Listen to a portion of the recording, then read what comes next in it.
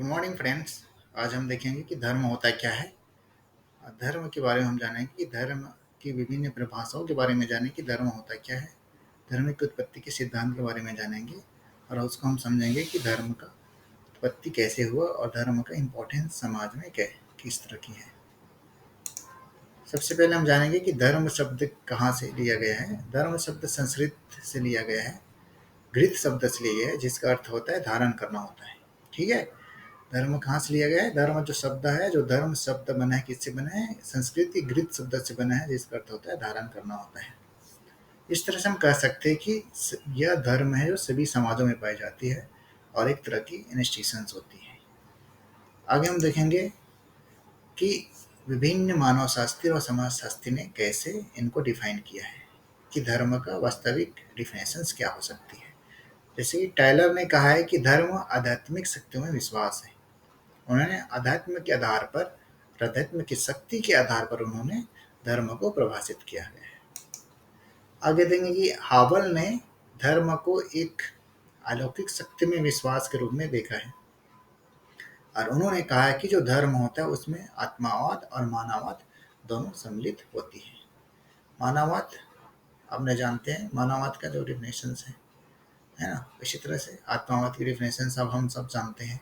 तो इस तरह दोनों चीज सम्मिलित होती है और एक अलौकिक शक्ति में विश्वास होती है, जिसे हावल ने धर्म कहा है। आगे हम देखेंगे मजुमदार एवं मदान ने कहा है कि धर्म को भय की वस्तु के रूप में उन्होंने परिभाषित किया है और कहा है कि एक शक्ति का मानवीय प्रत्युत्तर होती है। हम देख सकते हैं कि उन्होंने कहा है कि धर्म किसी भय की वस्तु अथवा शक्ति का मानवीय प्रत्युत्तर है जो अलौकिक एवं अति इंद्रिय है।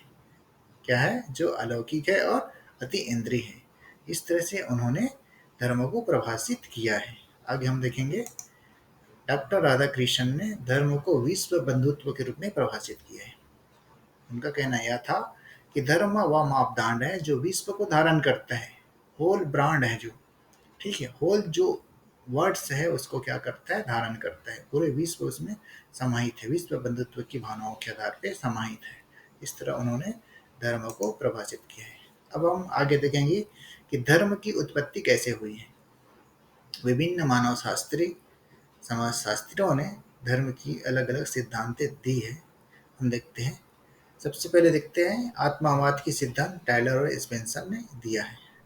या हम कह सकते हैं कि आत्मावाद की जो सिद्धांत है उसको टायलर और स्पेंसर समर्थन प्रदान की है या समर्थन देता है। मैरेट ने जीवित सत्तावाद, मैक्समुलर ने प्रकृतिवाद, दरखाइम ने सामाजिक सिद्धांत, इसी तरह मेलानोव्स्की और रेडक्लिफ ब्राउन ने प्रकार्यवाद के सिद्धांत दिए। आगे लुक्रेटियस ने भय का सिद्धांत और फ्रेजर ने संक्रमण का सिद्धांत दिया है। दोस्तों हम आगे देखेंगे कि धर्म की उत्पत्ति का सिद्धांत को विस्तृत रूप से देखेंगे कि विभिन्न थिंकर्स ने कैसे कहा है। आत्मवाद और जीववाद, आत्मा के आधार पर टायलर और स्पेंसर ने धर्म को समझाया है। उनका मानना है कि मनुष्य के मृत्यु के बाद भी आत्माएं क्या होती है? जिंदा होती है। आत्माएं क्या है? जिंदा होती है। आत्मा की कभी मृत्यु नहीं होती और इस आधार पर ही धर्म का उत्पत्ति हुआ है।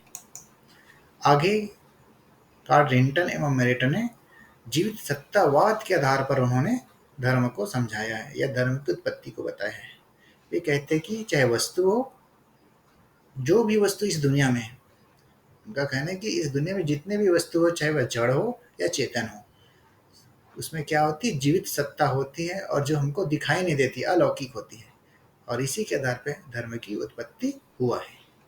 आगे हम देखेंगे कि मैक्स मुलर ने धर्म को प्राकृतिक से जोड़ा, प्राकृतिक शक्तियों से जोड़ा और उन्होंने कहा कि प्राकृतिक शक्तियों के मानवीकरण ही क्या है?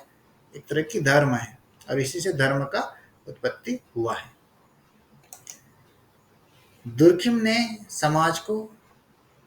ने जो धर्म है उसको समाज से जोड़ा और उन्होंने कहा धर्म ही समाज है। धर्म का वास्तविक आधार क्या है? स्वयं समाज है। हम सब जानते हैं कि दुर्खिम ने क्या कहा है कि समाज को उन्होंने देवता कह रखा है। उन्होंने कहा है कि समाज ही देवता है। तो इस तरह से उन्होंने कहा कि धर्म का वास्तविक आधार क्या है? समाज है। समाज ही क्या है? धर्म है और धर्म ही समाज है। आगे हम देखेंगे मेलानोव्स्की और रेडक्लिफ ब्राउन ने धर्म की फंक्शन के आधार पर, उसके प्रकार के आधार पर धर्म को परिभाषित किया है कि जो मानवीय आवश्यकताएं होती है लोगों की, ठीक है, जितने भी इस दुनिया में लोग हैं, उनकी जो मानवीय आवश्यकताएं होती है, उन्हीं की उपज के कारण धर्म की उत्पत्ति हुआ है। लुक्रेटियस ने भय का सिद्धांत के आधार पे धर्म को समझाया। उन्होंने कहा कि प्राकृतिक शक्तियों की भय के कारण, जो नेचुरल पावर होती है, उनसे के भय के कारण ही क्या हुआ है, धर्म का उद्भव हुआ है। और अंतिम रूप से देखा जाए तो फ्रेजर ने कहा है कि जादू, जैसी जादू की समाप्ति हुई, धर्म की उत्पत्ति हुई है। मतलब जैसे जादू यहाँ से गया, धर्म का आगमन हुआ। तो इस जो संक्रमण काल है, इस जिसको उन्होंने संक्रमण के सिद्धांत, यही जो संक्रमण काल है के कारण ही धर्म का उत्पत्ति हुआ, जादू की समाप्ति और धर्म की उद्भव हुआ है। तो इस तरह उन्होंने संक्रमण के सिद्धांत के आधार पर धर्म को प्रभाषित किया है। तो दोस्तों, यहाँ पे मैंने आपको धर्म की कुछ परिभाषाएं, उसकी उत्पत्ति के सिद्धांत के आधार पे हमने उसके जो बेसिक कंसेप्ट है धर्म के, उसको जानने की कोशिश की है। आशा करता हूँ कि आपको धर्म के बारे में, धर्म की उत्पत्ति, धर्म की परिभाषाएं और धर्म की बेसिक जो नॉलेज है, जो बेसिक कंसेप्ट है, वो समझ में आया होगा। यदि यह वीडियो आपको पसंद आया हो तो कृपया लाइक कीजिए, कमेंट कीजिए, शेयर कीजिए। बहुत बहुत धन्यवाद।